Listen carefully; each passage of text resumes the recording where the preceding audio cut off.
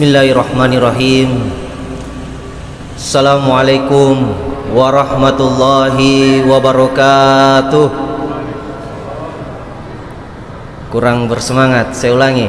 Assalamualaikum warahmatullahi wabarakatuh.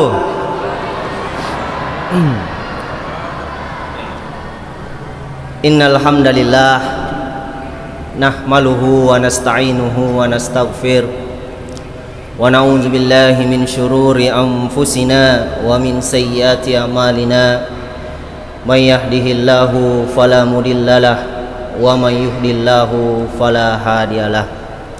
Asyhadu an la ilaha illallah wahdahu la syarikalah wa asyhadu anna Muhammadan abduhu wa rasuluh la nabiyya ba'dah. Allahumma salli ala sayyidina wa maulana wa habibina wa syafi'ina Muhammad ibni Abdillah wa sahibihi wa man tabi'ahum bi ihsanin ila yaumiddin.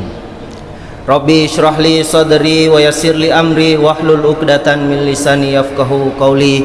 Hasbunallah wa ni'mal wakil, ni'mal maula wa ni'man nasir, wala haula wala quwata illa billah. Sidang jamaah tarwih rahimakumullah.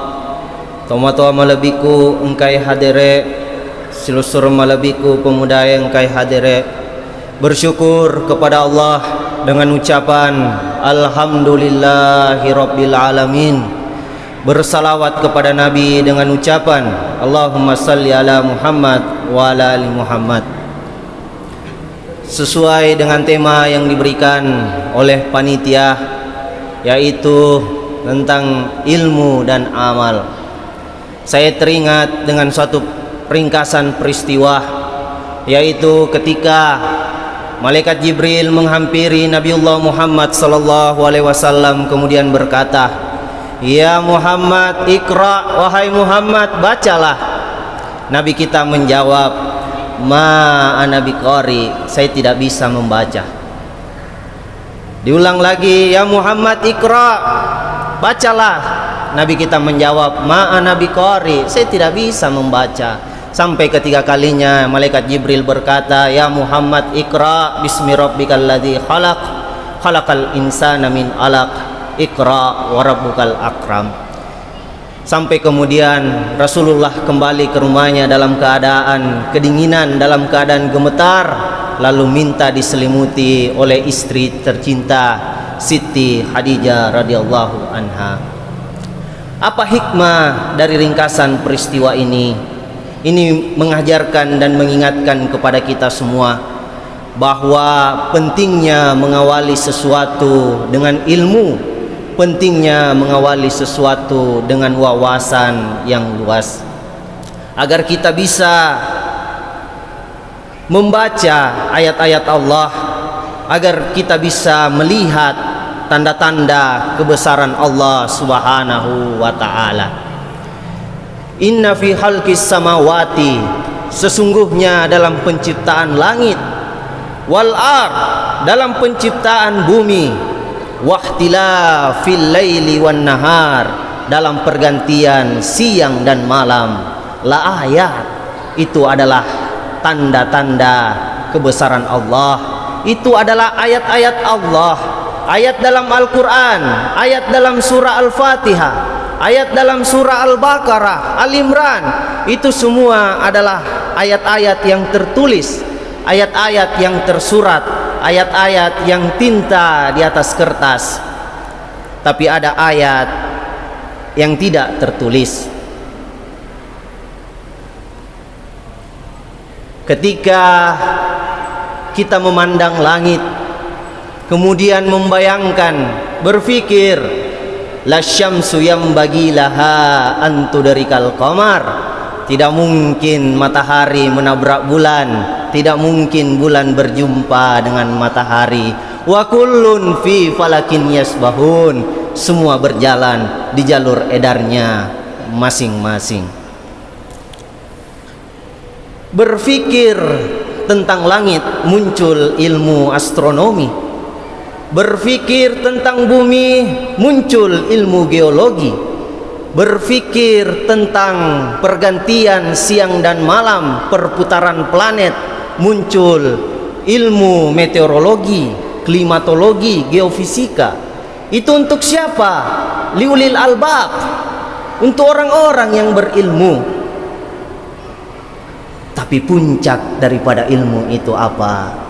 Alladzina yazkurunallaha, yaitu orang-orang yang berzikir mengingat Allah, qiyaman, dalam keadaan berdiri, dalam keadaan tegak, wa qu'udan, dalam keadaan duduk, wa ala junubihim, dalam keadaan berbaring.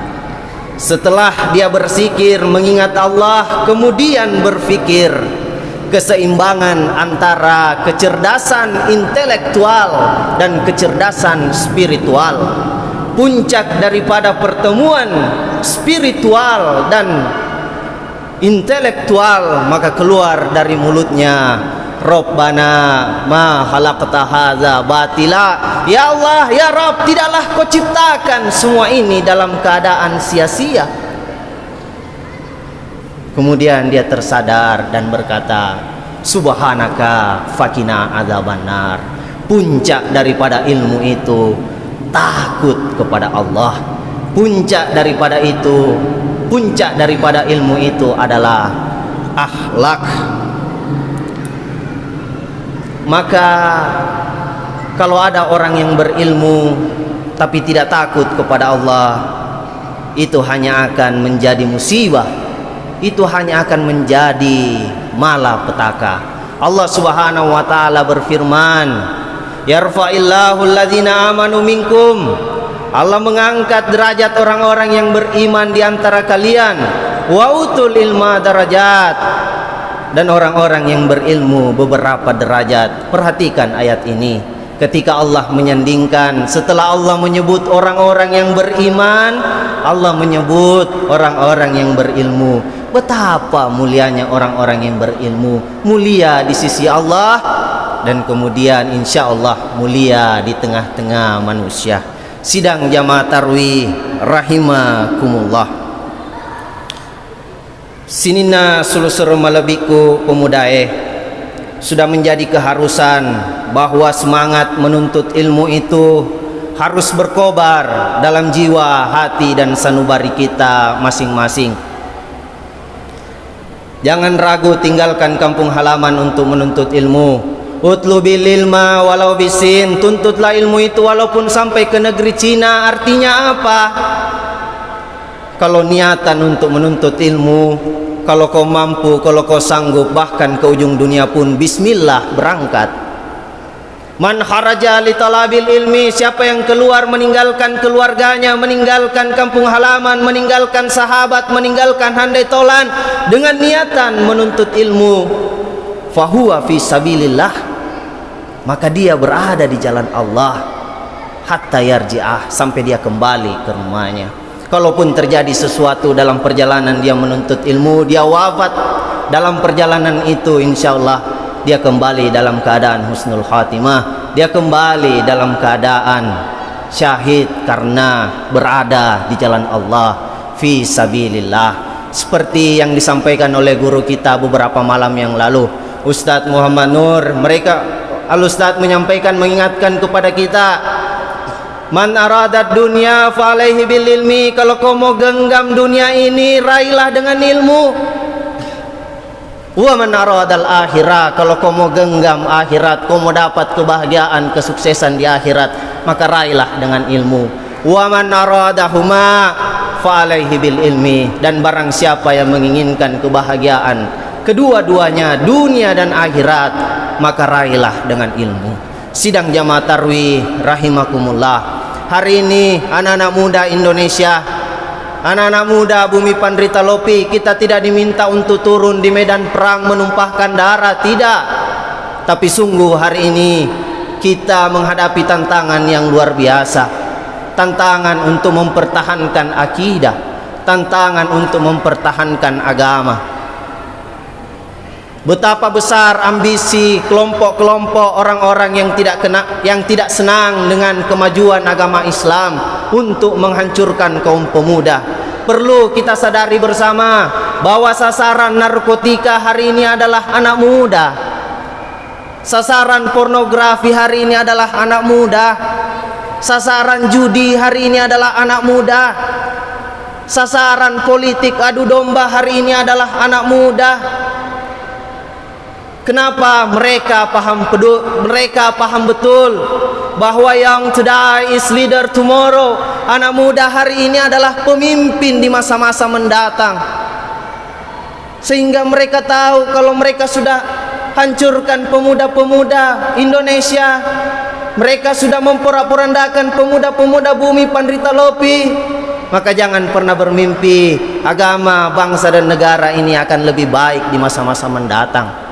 Tetua-tetua kita dahulu pernah berpesan, founding father kita dahulu pernah berpesan, kalau kau melihat masa depan suatu negara, mau lihat masa depan suatu bangsa, suatu agama, suatu kampung, maka lihatlah pemudanya hari itu, lihatlah generasinya hari itu.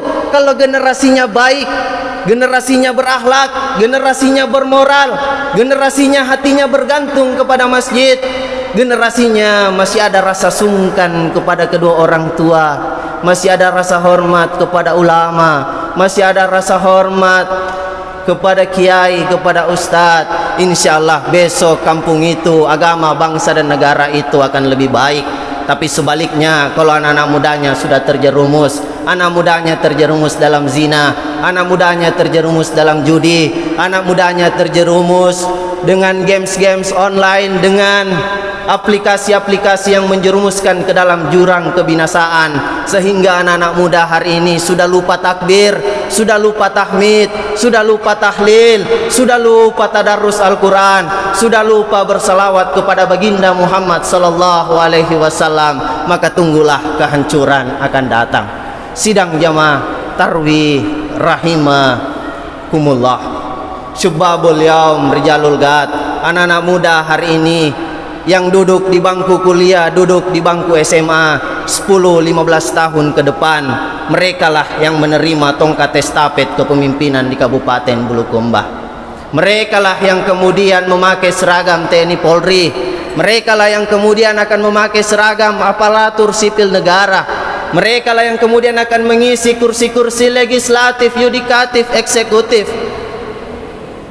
Kalau begitu, hari ini yang harus baik anak muda, yang harus terdidik hari ini adalah anak muda, yang harus terarah hari ini anak muda. Karena anak muda hari ini adalah tumpuan dan harapan masyarakat, harapan agama hari ini pemuda, harapan bangsa hari ini pemuda, harapan negara hari ini adalah pemuda.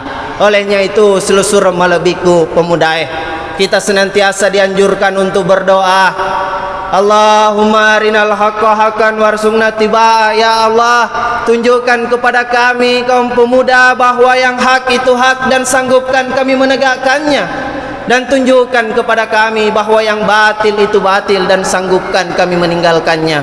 Anak muda hari ini harus lantang menyuarakan bahwa yang hak itu hak dan kemudian ditegakkan.